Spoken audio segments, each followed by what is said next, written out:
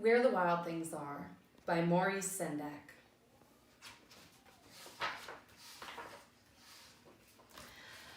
The night Max wore his wolf suit and made mischief of one kind and another. His mother called him Wild Thing, and Max said, "I'll eat you up." So he was sent to bed without eating anything. That very night in Max's room, a forest grew. And grew. And grew until his ceiling hung with vines and the walls became the world all around. And an ocean tumbled by with a private boat for Max, and he sailed off through night and day. And in and out of weeks and almost over a year to where the wild things are. And when he came to the place where the wild things are, they roared their terrible roars and gnashed their terrible teeth and rolled their terrible eyes and showed their terrible claws.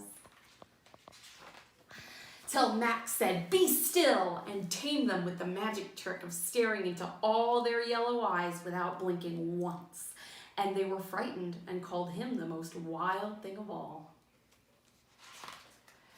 And made him king of all the wild things.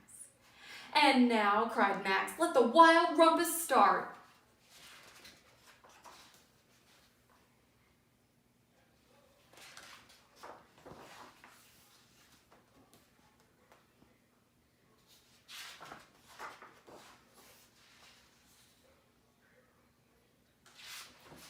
"Now stop," said Max, and sent the wild things off to bed without their supper. And Max, the king of all wild things, was lonely and wanted to be where someone loved him best of all.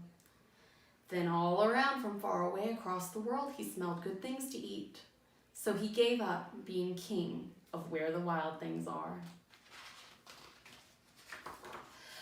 But the wild things cried, "Oh, please don't go. We'll eat you up. We love you so." And Max said no. The wild things roared their terrible roars and gnashed their terrible teeth and rolled their terrible eyes and showed their terrible claws. But Max stepped into his private boat and waved goodbye. And sailed back over a year and in and out of weeks and through a day. And into the night of his very own room, where he found his supper waiting for him. And it was still hot. The end.